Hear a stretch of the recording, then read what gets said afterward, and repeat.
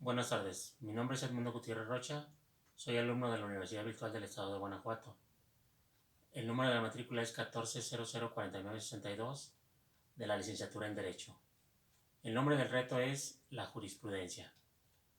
El nombre de mi asesor es el maestro Rodolfo Elías González Montaño.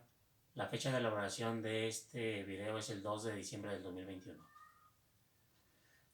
Nos pidieron elaborar un estudio o un desarrollo del análisis de 3 casos de jurisprudencia. El caso número 1 es la tesis A1 J 102-211. El título es: la facultad de atracción. La Suprema Corte de Justicia de la Nación puede ejercer a efecto de integrar jurisprudencia sobre un problema que implique el análisis de diversos preceptos constitucionales y legales. Este fue publicado por el Semanario Judicial de la Federación y la Gaceta en el tomo 34 de septiembre del 2011. Es una jurisprudencia común. En este caso número 1 se señala que método de integración o reiteración, contradicción de criterios o procedencia obligatoria se utilizó. En este caso se utilizó la creación de dicha jurisprudencia, el método de integración que se utilizó para la creación de la jurisprudencia por reiteración. Está señalada en la Ley de Amparo Reglamentaria de los artículos 103 y 107 de la Constitución Política de los Estados Unidos Mexicanos Federales, en el artículo 224, que nos indica que la jurisprudencia por reiteración se establece por los tribunales colegiados de circuito cuando sustenten por unanimidad un mismo criterio de 5 sentencias no interrumpidas por otra en contra. Las cuestiones de hecho o de derecho que no sean necesarias para la justificación, la decisión no serán obligatorias. Otra de las preguntas del caso número 1 es indicar en qué época de la Semanario Judicial de la Federación fue publicada la jurisprudencia. Esta fue publicada en el 9º época de dicho semanario. Otra pregunta más es: identifica si se cumple con el requisito establecido en el artículo 223 de la Ley de Amparo respecto a los votos que debe emitirse para su aprobación. Bueno, la respuesta es sí, porque cumple con 5 sentencias interrumpidas de manera consecutiva, 4 con 4 votos y 1 con 5 votos. Por consiguiente, cumple con el requisito de jurisprudencia por reiteración. Otro de los casos es el caso número 2.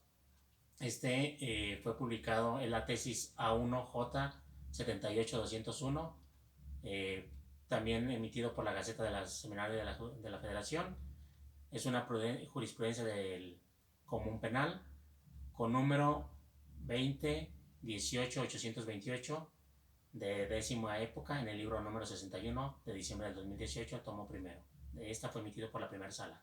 El título tiene como sistema de justicia penal acusatorio oral contra el auto de orden la citación de la investigación a audiencia inicial. Es improcedente el juicio de amparo indirecto y en interrupción de la jurisprudencia. Respecto al caso número 2, en esta la jurisprudencia fue sustituida por la jurisprudencia A1J 78208 de la décima época, emitida por la primera sala de la Suprema Corte de Justicia de la Nación. Es ilegal e improcedente. ¿Por qué? Bueno, porque la citación de la persona en audiencia inicial en la que se formulará la imputación en su contra es solamente una comunicación del juez para que se presente a la audiencia y no debe de solicitarse su presencia de forma física mediante la fuerza pública, ya que, como hice mención, es improcedente como se indica en el artículo 141 del Código Nacional de Procedimientos Penales para la citación a la audiencia inicial.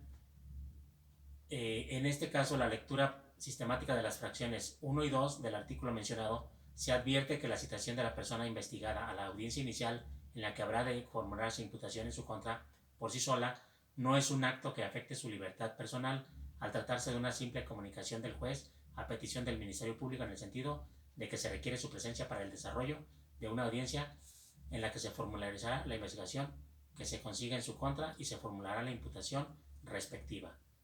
Audiencia en la que podrá o no ser vinculado al proceso y, en su caso, sometido a una medida cautelar.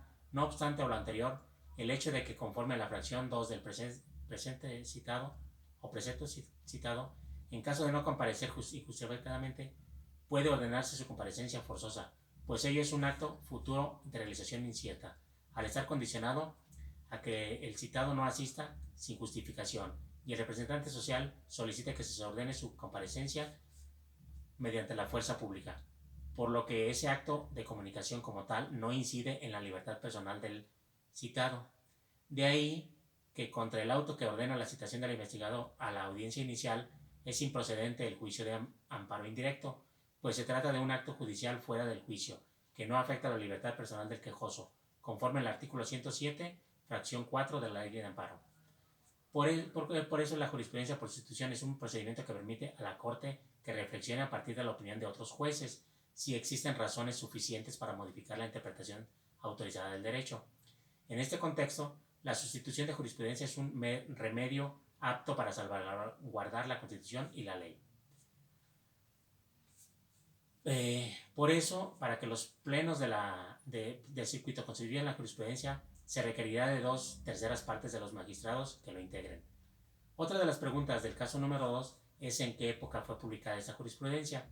La respuesta es que fue publicada en la 10ª época del Seminario Judicial de la Federación. El caso número 3 es la tesis PJ 145-2000, emitida por el Semanario Judicial de la Federación en la 9ª época, en el tomo número 12 de diciembre del 2020. Es una jurisprudencia constitucional común. El título de la jurisprudencia es Jurisprudencia, su aplicación no viola la garantía de retroactividad de la ley. En este caso, para que las autoridades sea obligatoria la aplicación de dicha jurisprudencia, conforme se señala en el artículo 207 de la Ley de Amparo, nos indica que como la jurisprudencia fue creada en pleno por la Suprema Corte de Justicia de la Nación, nos indica que es obligatoria para todos, esto es, para los tribunales unitarios y los colegiados, los de circuito y los juzgados del distrito, los tribunales militares y judiciales del orden común y de los estados y del Distrito Federal, y de los tribunales administrativos y del trabajo, tanto locales como federales de las salas, además de que fue decretada por el Tribunal en pleno, también es obligatoria para las salas de la Suprema Corte de Justicia de la Nación. Otra pregunta del caso número 13 es ¿en qué época fue publicada esta jurisprudencia? La respuesta es que fue publicada en la 9ª época del Semanario Judicial de la Federación. En conclusión, en estos 3 casos, al realizar este análisis de estos casos, he aprendido que la jurisprudencia es un concepto clave del ejercicio jurídico, ya que permite la formación de criterios jurídicos necesarios para los jueces. Por lo tanto, en la decisión de un juez entran en consideración las situaciones futuras en que dicha ley debe ser nuevamente interpretada. Por consiguiente, la jurisprudencia es un conjunto de decisiones y sentencias emitidas que crean una pauta para solucionar problemas jurídicos semejantes.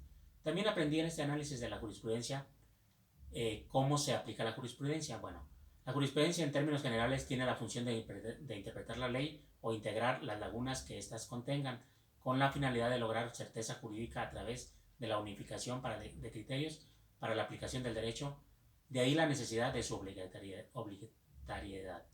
Por eso, la jurisprudencia no es una fuente de derecho por mera interpretación de orden jurídico, sino por ser integradora del derecho, ya que debe ser de los jueces no es solamente decidir el derecho a constatar y declarar el derecho vigente, sino también a veces es crear un derecho nuevo cuando sobre una cuestión determinada no hay derecho establecido en la legislación. Por consiguiente, la jurisprudencia es esencial para el abogado, ya que esta es fuente del derecho en el derecho comparado.